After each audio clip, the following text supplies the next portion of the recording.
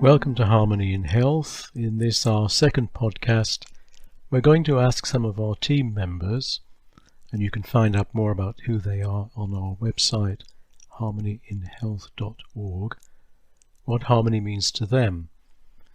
We're a transdisciplinary team with experts in different fields of health, well-being and personal development, and we recognize that no one individual or approach has all the answers. So we're keen to learn from each other and share with the wider public our research and our insights. Sara Karushi, dancer, musician and Alexander teacher, how do you see harmony?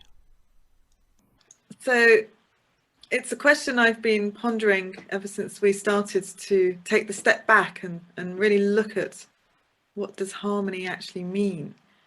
And it's become like that second voice in my head, wherever I am in any situation. What does harmony mean here? What does it mean here? What does it mean?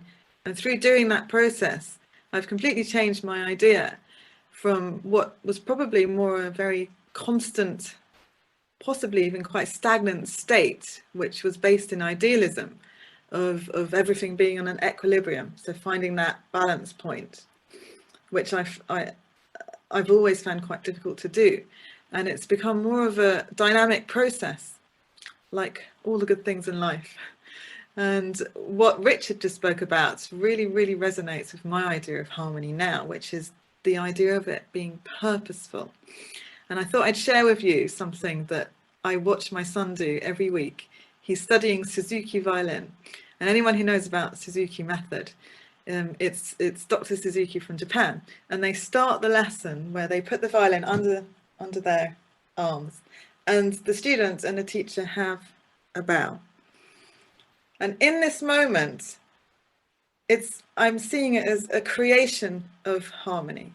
The attention of the students, the attention of the teacher is gathered in this beautiful ritual that is done at the beginning and at the end of every lesson. My son's only 8. He's been having lessons since he was 4. And it's that gathering of attention to create purpose, which then begs the question, why was the attention scattered in the first place?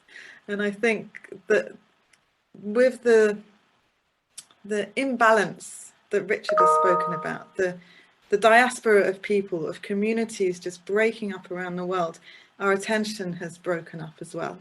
And if we can find ways of having that moment of grace, literally that bowing, then we can be more purposeful. And that to me is harmony. Just like I love this, the leaves on a tree, they never get in each other's way. They're naturally harmonious. But does that mean that a diseased tree is unharmonious? And I wanted to share one other thing around this idea of harmony, which to me, I always go back to music. Being a musician, I always think of music. And I learned something very interesting the other day, which is where in the Western scale, the Western tempered scale, we see music as quite linear. And there's a tone, which is the gap between my two hands, and you can half that and you get a semitone. That's about it. In the Arabic and Middle Eastern scales, you can dissect that into 9 different komas, they're called. So here in our Western ears and sounds and vibrations, we've limited ourselves to 1 and maybe half. But in the whole of the Arabic and Middle Eastern worlds, they've dissected that into 9. Now, often you can have 2 notes within this play together that don't sound very harmonious. But if you were to add one of those other 9s, you could create a beautiful harmony. So I think this example is self-explanatory, but it does highlight how harmony can be very subjectively experienced, and to remain open and just to find these moments of harmony. Thank you, John. Thank you, Sara. Harmony for me, I would say, is a balanced relationship. And music is the obvious example, a relationship between 2 or more tones, the 3rd, the 5th. And some relationships, just like musical tones, are harmonious and some are discordant. In terms of harmony in health, harmony in the self, I think there's something similar going on. We're made up of different parts, different functions, different aspects, and these sometimes get out of balance. And there are ways, there are disciplines that people can practice, mind-body disciplines. There's a change in your lifestyle, your diet, your activities, which can lead to more or less harmony. I'm struck by the fact that in much earlier cultures, much earlier, I mean pre-totemistic and totemistic cultures, people had a very different attitude towards connectedness. It was somehow in their psyche that everything is connected. Everything is connected. We might nowadays say they were more right brain orientated. Their thinking was analogous and they saw relationships maybe too much. They thought everything was mystical, everything was magical, everything was supernatural, and they tried to understand things in that way. And in later, what we might call high civilizations, they still had this sense of connectedness. You see it in the architecture. They tried to reflect through sacred geometry certain principles that are there in the heavens as well as on earth. And we seem to have lost that. We've become very, very left brain. Everything is rational and logic, a bit too much, maybe, that we lose this natural sense of looking for connection, which I think is there in our psyche, but it's become a rather underdeveloped part of us. So these are the aspects of harmony that interest me. Then, Anne Andernes from Norway, you have a wide range of health-related interests, including Pilates, natural movement and aromatherapy. How do you view harmony? Without having anything prepared to speak, but I'm just coming out in the moment here. For me, harmony really is to achieve a balance between the inner and the outer, for thinking of the person, that we have a relationship with the outer and our inner. It's dancing to the rhythms of life, again, being aware of where we are and following the aspects of the space we're in, and in accordance with the world around us. It's all part of the same. For me, also, harmony means openness. I don't think harmony can be there if anything is closed. It means an openness. We can be locked in apathy. A person can be locked in apathy, anger, or any state. And it is having, being able to get access to unlock and to continue, move on, move forwards, and create harmony in doing so. I think once a state of harmony for me also is, you know it when you're there. Again, talking about the personal state. When you experience it, it is such an experience where you never forget. It's an aha experience, and very difficult often to put words to it. It's the total experience of harmony, which one has either worked towards or experienced in the moment without expecting it. And then a golden opportunity arises out of that moment to reassess, rethink, to do something differently again. So those are the lines that I've been thinking of, plus everything which you've all been saying. It's been so terribly interesting to listen to you all, actually. Thank you, Anne. Then Małgorzata Jablonska, coming from a background in physical theatre and using mind-body disciplines in drama training, coming from that world, how do you see harmony?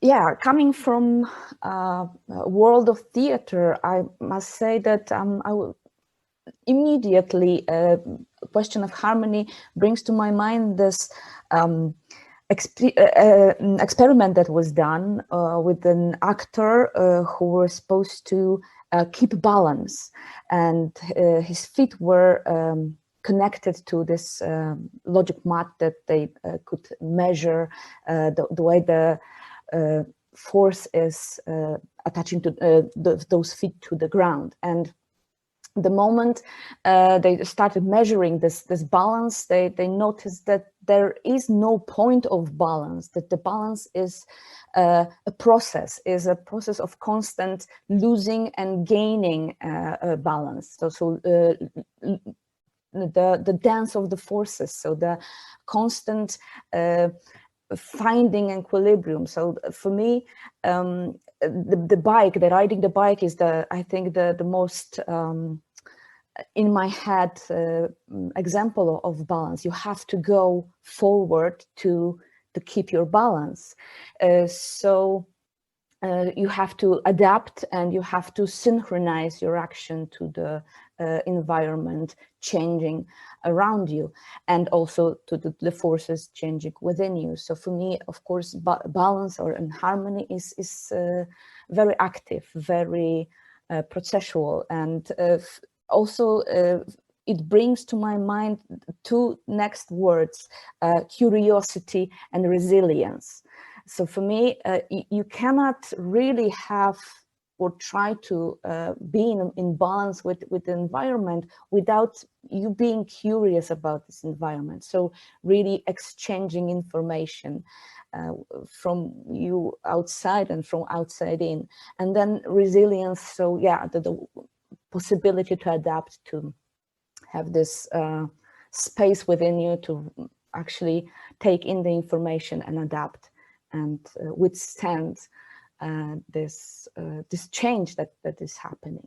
So I'm really also looking what can I bring from the world of theater into the world of harmony and health, and thinking about this space that can be of an experiment, that this laboratory that theater can be, to really for us experience or experiment on different possibilities to maintain this process of balance, from physical activities to kind of mental activities. Because of course, for me also, when we speak about harmony in health, the harmony in our head, so this health of mind or of psyche is also very important. So I would also want to look into this way of adapting or negotiating those forces that goes on in human mind. So yeah. Okay, thank you, Malgorzata. Katerina, you're also a musician. What does harmony mean to you? Well, harmony, if I just speak from this point of view, being a musician, means sounds, right? And I think just applying this to everyday life, it would be listening. So listening to other people and knowing how to deal with that and observing, I think that's a big part of harmony. So, I mean, yeah, before it was said, I remember that now these times are really not in harmony, and we are getting the other direction than we should. But it's two ways: either we are getting worse or better. So I think that, you know, this COVID and this whole situation helped me a lot to be more in harmony with myself, and I think that's very important. Before you help others or before you get involved with others, you need to be in harmony, in balance with yourself. So that begs the question, really, what has changed for you?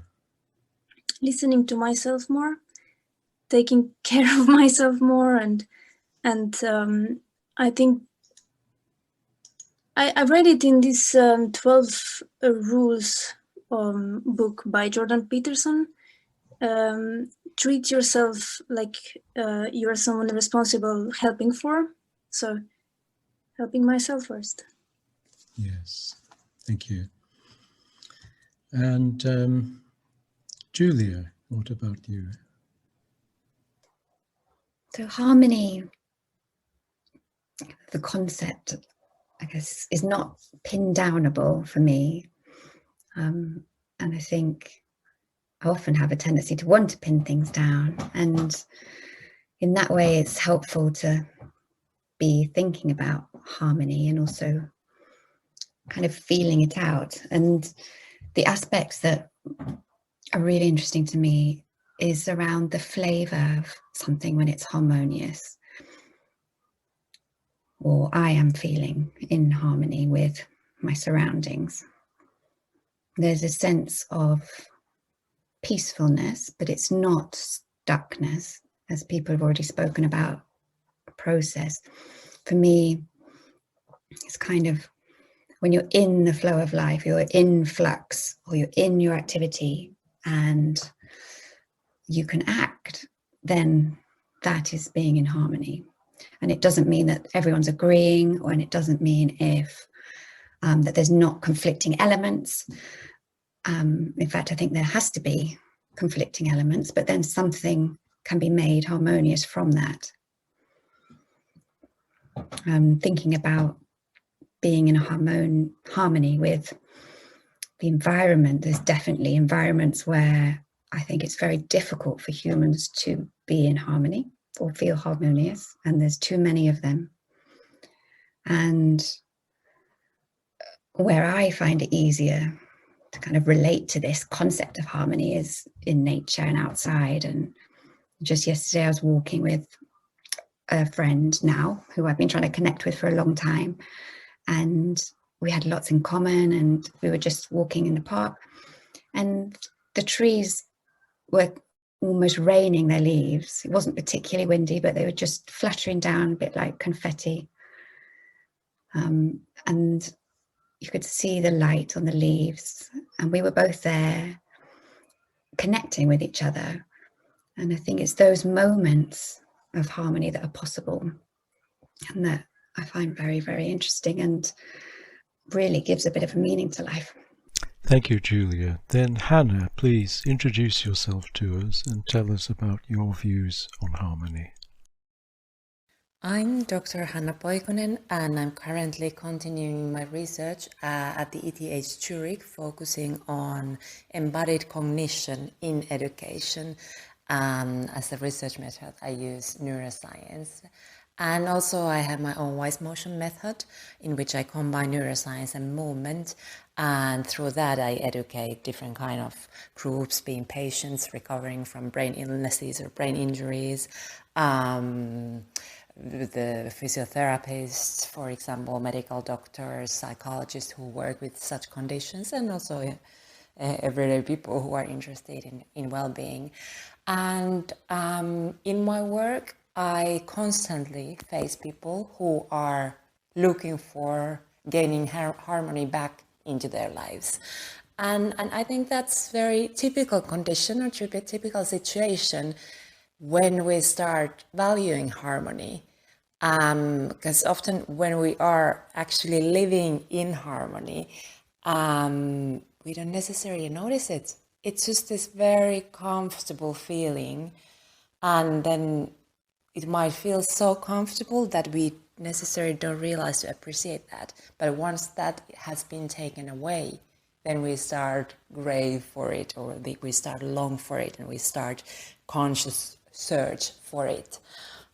So from the neuroscientific side, what is harmony?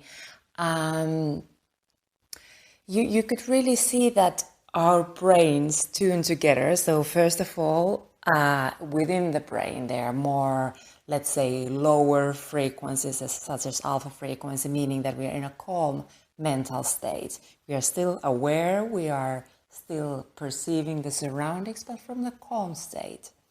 And kind of keeping the listening of our own bodily functions, our own emotions. So we're really able to interact constantly with the environment from our core self. And also the neuroscientific studies show that we really, when we interact with people, for example, when we create music, when we improvise together, our brains tune together with the person we are creating the music with. Or if we're just sitting in the audience and listening to music, our brains in the audience go into the synchrony. And other type of dance synchrony studies show also that it's not only the brains, but it's the breath and the heartbeat. All this have a tendency to go into the same rhythm among the people who are participating in such a harmonious event. But the other aspect, what I find interesting in harmony as well, is the dynamic nature of it.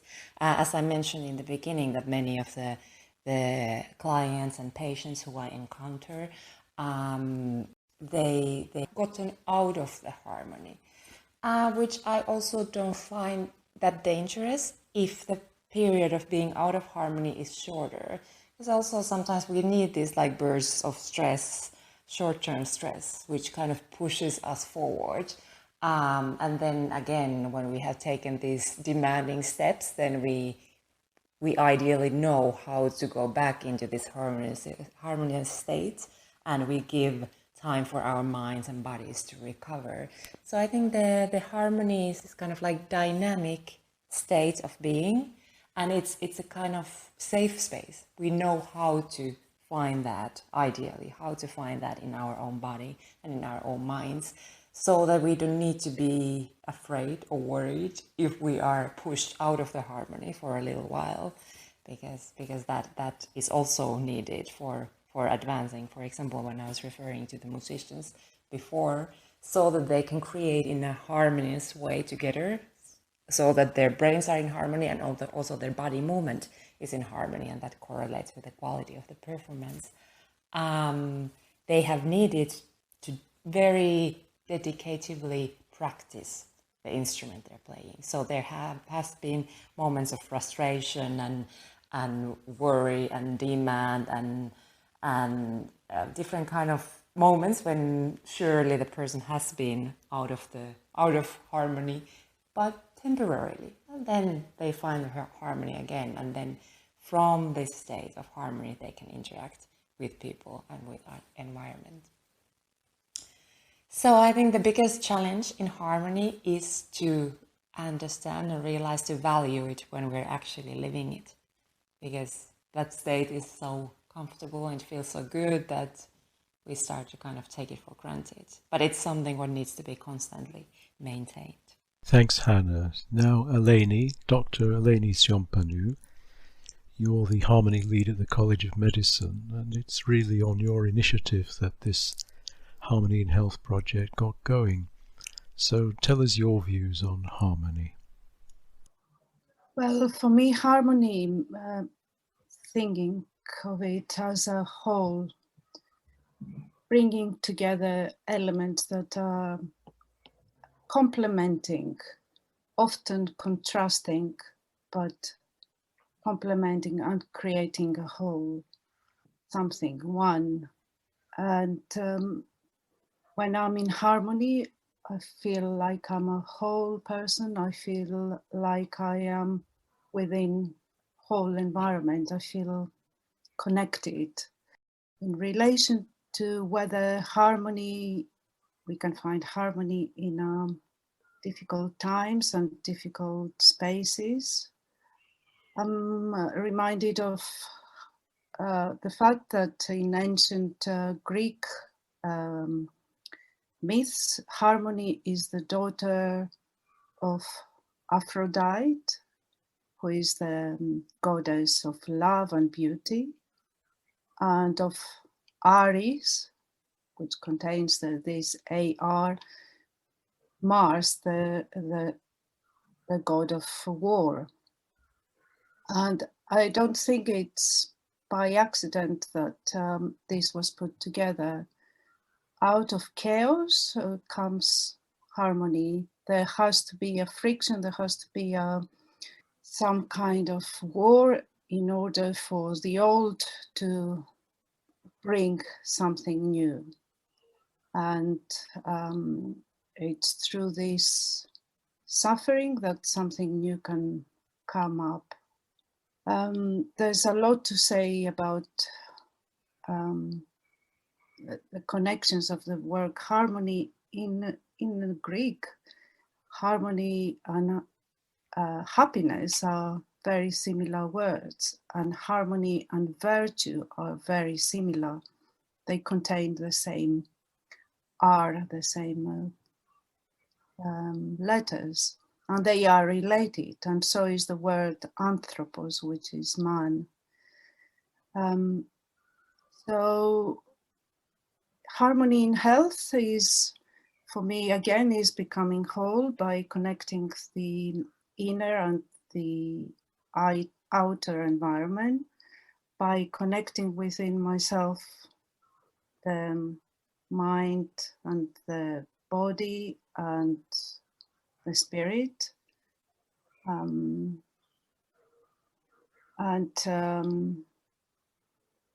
Harmony again is rhythm, and harmony is music. I could go on, but I could stop here. Okay, thank you. Well, we still have some time. We also posed the question: how is your work, your professional work, related to harmony? Malgorzata has touched on that. Something that Eleni said about this, these opposing forces resonates with me in my work, the Alexander technique. Our sense of what gives the body its tone, its natural tone, is a dynamic opposition between forces. It's not a static state. And I think it's the same principle there that you see in a lot of Eastern disciplines, yin and yang, for example, which Gina was talking about last week. Heaven and earth, there are so many dynamic oppositions. I think all our work relates to that in some way, although we don't necessarily describe it in such a specific way. But this search for a balanced dynamic opposition, I think, is something which brings a lot of energy. Certainly, to give a practical example, you can't create harmonious, appealing, beautiful food out of just one ingredient or one taste. You need a combination. The same way you can't create really a symphony with just one note. The effect is totally different if you combine with other notes and other tastes, even if they are contrasting.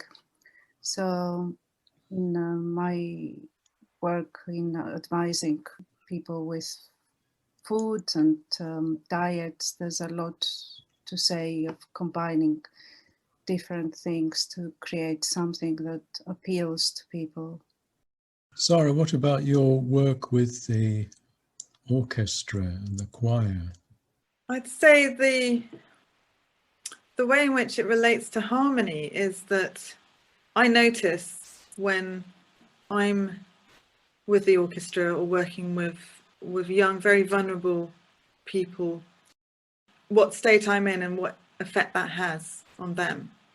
And if I'm not feeling harmonious, or I haven't prepared myself and I haven't looked after myself, then really the purpose of the session is kind of lost. And the purpose of the session, actually, every session, is to allow people to be in a space where they can find harmony through music. And therefore, if I have prepared myself, the situation becomes so much more that I'm more of a kind of channel, a conduit, somewhere there in the middle to allow this balance of energies. So people are bringing a lot of disharmony that they're experiencing in their lives. I work with refugees, newly arrived Syrians, young children, 8 years old, 7 years old. And especially now it's all on Zoom. So all of that, the 95% of human communication that happens when you're actually with someone isn't available, it's even more important for me to actually do less. I think, Richard, earlier you said it's not about doing more, it's about doing less. If I do less, then more of them is able to come out, and then I can help direct it into a more harmonious way. And that may not even be through playing music. It might just be through a suggestion of something. Just wanted to reflect on the harmonious balance that you were talking about, John, something that's dynamic. And in my work as an Alexander Technique teacher, and in lots of mind-body disciplines, trying to find this connection between the mind and body as a dynamic living thing. So, you know, every thought has a muscular reaction, and every muscular reaction can affect your thinking. And if that's the case, then how do you intervene? You know, and it raises the question for me about things or ways that people go about trying to help themselves, which are more fixing or trying to change one particular thing without recognizing this interdependence of everything. And we talk about modern medicine and how you look at a symptom and you diagnose a disease and you take a pill and move on, and how can we approach something more holistically, more compassionately, not to negate the wonders of modern medicine, but to integrate it with more alternative approaches and all of the ancient wisdom that's out there. So talking about balance, you know, my work is also improves people's balance in terms of how they stand and how coordinated they are, but it's more dynamic than that, in that it's their overall balance and how to help the body operate or work as nature intended it to, and not as we've kind of got in the way. And for me, that's harmony, is modeling nature really as we're part of it. One thing that came into my head when Julie was speaking then was this idea that you see in nature of the individual and the whole, and the individual serving the whole and meeting its own needs. So if you take a bee pollinating a flower, it's contributing to the well-being of the system, the ecosystem, and the flower and pollination, but it's also getting food for itself, and that food it'll take back to its colony to enable the colony to be well. And when it comes back, it might do a dance to tell another bee where to go to get the next nectar, or the go to the flowers to continue the process. So there are lots of examples of this, of where there's the doing good for the whole that contributes to the well-being of the self. And it feels like, you know, if we take music, as you were saying earlier, Eleni, if you have one note or one instrument, it needs to be contributing to the whole to create the beautiful sound and valuing its own part in that. So there seems to be something very interesting about this relationship between the individual and the whole that is of value to both. Yeah, so maybe I will jump in with this, because actually the whole theater experience from within, when I'm making theater, is actually this experience, like the one contributing to the whole experience, or to the whole production. But actually, I was actually really thinking about how I can contribute, not being in the health department anyhow. How can I contribute to the Harmony in Health project with my knowledge and my research on actors training techniques? And I was thinking about what actually is going on within training of actors, and what kind of skills we search to teach, or to search to use in the field of theater. And I came up with this kind of answer. So actors are people who are asked to adapt very fast to ever-changing environments of the stage, or from production to different environments. So of course, those skills of awareness, of interconnectedness with the environment, of course. But then there is also, we're asking them to assimilate different discourses, different aesthetics. So there are skills that deal with these different voices we have in our heads to distinguish where they are come from and what are they saying, and to try to understand them and sometimes negotiate between them, or really balance the heaviness of the information that they bring. So I think this skill of actually understanding different discourses, of understanding different voices, is something that is really within reach of the theater. And then again,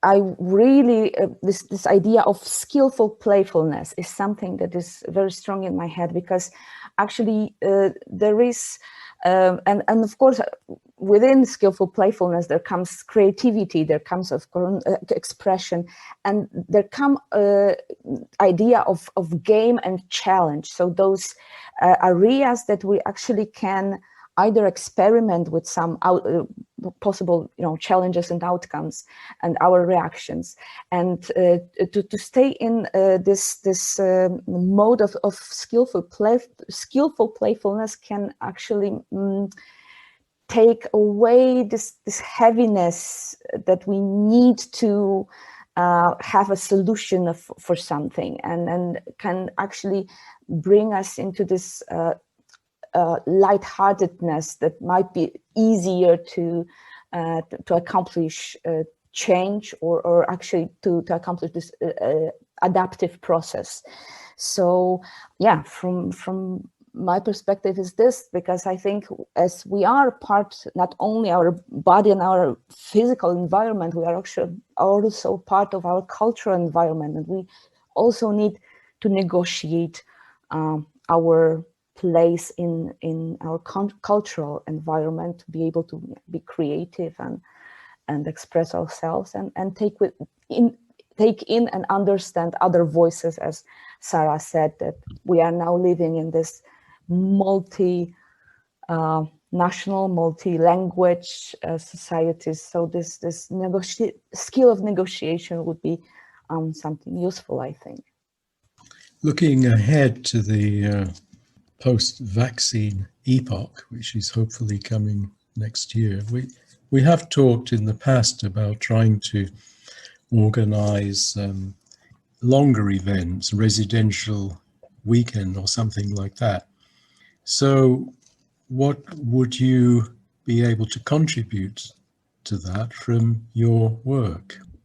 Certainly from my point of view, I would be very happy to contribute the thinking that I shared earlier, I suppose, my understanding of principles of harmony that can lead into a conversation as we are having now, that opens up the different perspectives and interpretations of it, which is really enriching. It's always so fascinating to hear, as we have done today, from one another about what it means to us, and that's always a good thing. So I would be very happy to contribute to that.